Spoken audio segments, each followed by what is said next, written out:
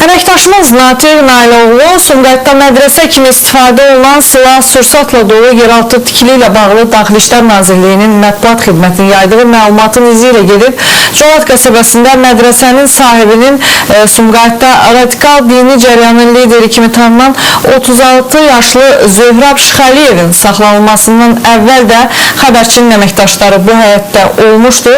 Sadəcə bu həyətdəki yarım tikili haqqında o vaxt heç kimin xəbəri yox idi.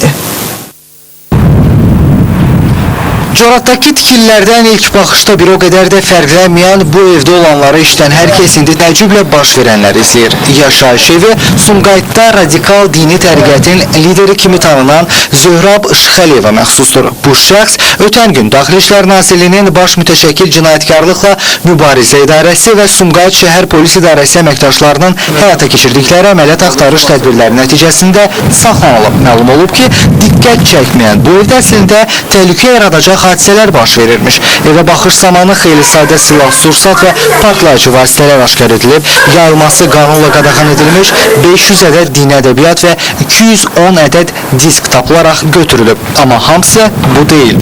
Saxlanılan şəxs ikinci ərazisində, yəni evinə birləşik olan ikinci ərazidə bu cür ibadət evi tikməyə çalışırmış və elə bütün hadisələr də o ibadət evinin arxa hissəsində qazılmış ambarda baş verib. Belə ki, saxlanılan şəxs həmin ambarı silah-sursat yeri kimi istifadə edilmiş. Həmin əraziyə giriş isə əsas evin yan tərəfindən açılmış kiçik bir qapıdan mümkün olurmuş. Baxış keçirilərkən üzərindən Walter markalı tapança aşkar edilən Zöhrab Şıxəliyev tikilini tamamlamamaqla həm də diqqəti yayındırmağa çalışıb. Hətta Zöhrabın valideynləri belə həyatda olan bu yarım tikilinin hansı məqsədlər üçün istifadə edildiyindən xəbərsiz olublar. Şıxəliyevlər ailəsinin xanımı, yəni Zöhrabın anasından onu da öyrəndim ki, övladının qanunsuz əməllərinə görə ailə ondan üz döndərib. Qonşulardan öyrəndiyim isə bu oldu ki, Zöhrab dəfələrlə onlara həyatda olan bu yarımçıq tikilidən istifadə etmədiyini deyib.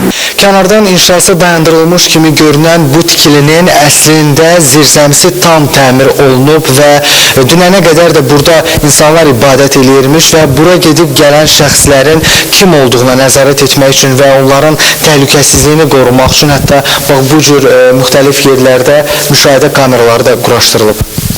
İstifadə üçün tam yararlı vəziyyətə gətirilən zirzəmiyə dərslərin keçirilməsi üçün Azərbaycan və ərəb dilində müxtəlif kitablar gətirilib. Həm də mədrəsə kimi istifadə edilən zirzəmi bütün texniki vasitələrlə təmin edilib. Bu məkanın mədrəsə və ya ibadət evi kimi istifadə edilməsi isə qanunsuz olub. Hətta qanunsuz saxlanılan silah-sursatın müəyyən qismi də bu mədrəsədə qorunub saxlanılırmış. Bir müddət əvvəl isə Dini Qurumlarla İş üzrə Dövlət Komitəsi öz evini mədrəsə və ibadət evinə çevirən Zöhrab Şıxəliyeva bunu qadağan etmişdi. İşin icra edilməsində müəyyən problemlərin yaranması isə sonda bu cür qanunsuz əməllərin şaxələnməsinə şərait yaradıb. İndi hamını maraqlandıran bu yarımçıq tikilidə görülən işlərin və cızılan planların nə olmasıdır.